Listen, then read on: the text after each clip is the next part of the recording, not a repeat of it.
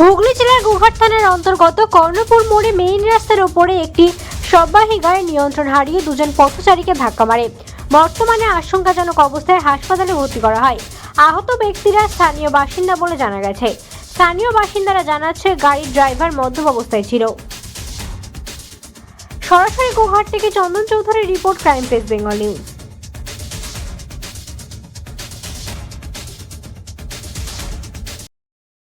আমাদের এখানে একটা স্বর্গরথ এইমাত্র মদ্যপ অবস্থায় ড্রাইভার নিজে এমনভাবে চালিয়েছে যে প্রচণ্ডভাবে ইনজিওর হয়েছে। আমাদের এখানে প্রদ্যুৎ নায়ক, মুনমুন ঘড়ুই এবং পাপিয়া ঘড়ুই নামে দুটি স্কুল ছাত্রী এবং একজন ব্যবসাদার, একজনের অবস্থা খুবই আশঙ্কাজনক। আমরা প্রত্যেকের কাছে দাবি জানাচ্ছি এবং প্রশাসন এবং পুলিশের কাছে দাবি জানাচ্ছি আমরা যে ইমিডিয়েটলি যেন রাস্তার দুধার ইটবালি যারা যে সমস্ত ব্যবসায়ীরা ব্যবসা করছেন তাদের খালি করুক এবং টার্নিং পয়েন্টে উপযুক্ত গার্ডওয়ালের ব্যবস্থা করা হোক। এবং আমরা আরও দাবি জানাচ্ছি যে আমাদের যে সামনে যে মদ দোকান দত্তদের ওখানে আছে, ওনার ওই দোকানের সামনে ভিড় যেন এখনই যেমন ভিড় কাটানো হয়, নাহলে স্কুল ছাত্রছাত্রীদের যাতায়াতের প্রচণ্ডভাবে অসুবিধে। আজকে যে অবস্থা আগামী দিনে নাহলে আরও বৃহত্তর ঘটনা ঘটবে এবং তাই আজকে 4জন মানে প্রচুর পরিমাণ ইনজিওর হয়েছে। এই সম্পর্কে আমরা পুলিশকে জানিয়েছি। আমরা চাই এর উপযুক্ত ব্যবস্থা এবং শাস্তি হোক এবং যারা আজকে ক্ষতিগ্রস্ত যেসব রুগীরা তারা যেন তাদের উপযুক্ত ব্যবস্থা করে তারা টাকা পয়সা আর্থিক সাহায্য পায়। তারা খুবই গরিব মানুষ, মুনমুন ঘড়ি এবং পাপিয়া ঘড়ি খুবই গরিব মানুষ, ওরা যেমন পুরোপুরি সরকারিভাবে সাহায্য পায় তার আমরা আবেদন জানাচ্ছি। এবং আমাদের একজন ব্যবসাদার প্রদ্যুৎ নায়ক, তারও ইনজিওর হয়েছে, তাকেও যেমন সাহায্য করা হয় তার জন্য আমরা আমাদের কর্ণপুর ব্যবসায়ী সমিতি এবং কর্ণপুর গ্রামবাসীর পক্ষ থেকে আমি আবেদন জানাচ্ছি। এটা আমার অনুরোধ রয়েছে। নাম হচ্ছে রামপ্রসাদ সিংহ। আমাদের এখান থেকে একটি স্বর্গরথ আরামবাগ থেকে বদনগঞ্জমুখী যাচ্ছিল। যিনি চালাচ্ছিলেন তিনি মদ্যপ অবস্থায় ছিলেন। তিনি এমনভাবে গাড়িটা চালিয়েছেন সাইডে মানে রাস্তার একদম বাইরে গাড়িটি 4 জনকে একবারে ধাক্কা মারা সজোরে। মুনমুন ঘড়ুই, পাপিয়া ঘড়ুই, পায়েল ঘড়ুই, 3 বোন তারা এবং তার মাও ছিলেন সঙ্গে, তাদের উপর পড়েছে। এবং একজন ব্যবসাদার আমাদের কর্ণপুরে দিয়ে একজন ব্যবসাদার প্রদ্যুৎ নায়ক, তাদের 4 জনকে গাড়ি ওরা রাস্তা একদম সাইডে থাকা সত্ত্বেও গাড়িটা মদ্যপ অবস্থায় তাদেরকে সজোরে মেরে গাড়িটা এগিয়ে গেছে। যার জন্য জনগণ, আমাদের যে কর্ণপুরের জনগণ এবং আমরা সহ এবং আমরা ব্যবসাদার প্লাস আমাদের গ্রামবাসী আমরা খুবই প্রতিবাদ জানাচ্ছি এবং ধিক্কার জানাচ্ছি। আমরা এখানে দাঁড়িয়ে ওই গাড়ির যা সমস্ত যে রুগীদের যা হয়েছে ক্ষতি ইনজিওর, যতদূর পর্যন্ত 2জন স্কুল ছাত্রী আছে এর মধ্যে, যা ক্ষতিপূরণ লাগবে আমরা বলছি না যে আমরা কোনো রোপাতে যাব। 1 টাকা লাগে 1 টাকা, যদি 5 লাখ টাকা লাগে 5 লাখ টাকা। যেহেতু ওরা গরিব, চিকিৎসা করার জন্য এবং মেয়েটির পাটি এমনভাবে ইনজিওর হয়েছে, পাটার অবস্থা খুব খারাপ এবং প্রদ্যুৎ নায়কের অবস্থা খুবই আশঙ্কাজনক।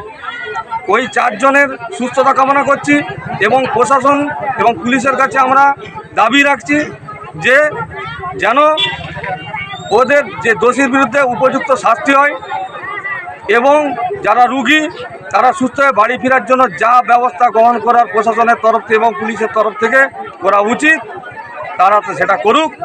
আমরা এই দাবি কর্ণপুর গ্রামবাসীর পক্ষ থেকে এবং আমি একজন ব্যবসাদার সমিতি, কর্ণপুর ব্যবসা সমিতির পক্ষ থেকে আমি আবেদন জানাচ্ছি।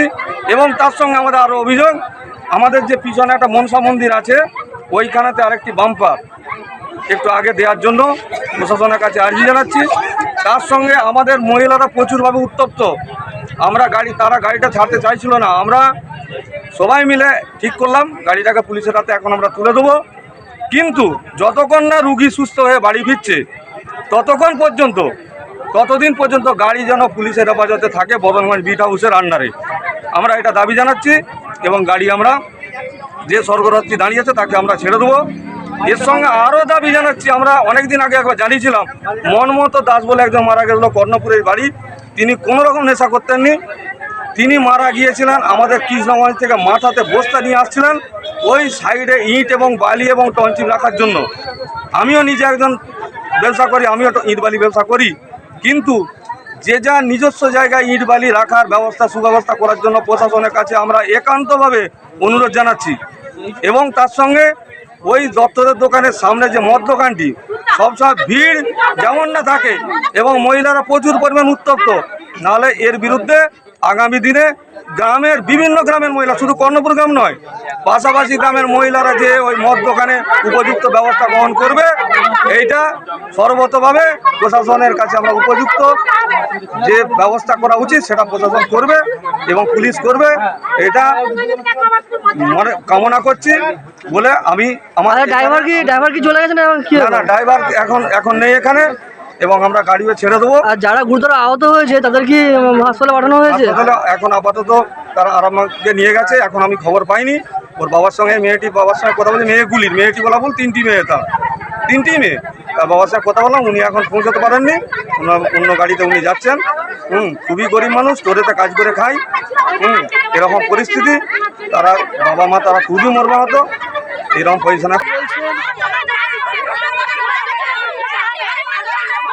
যে এই কর্ণপুরের মোড়ের কিছুটা আগে কিন্তু রয়েছে একটি অন শপ অর্থাৎ মদের দোকান।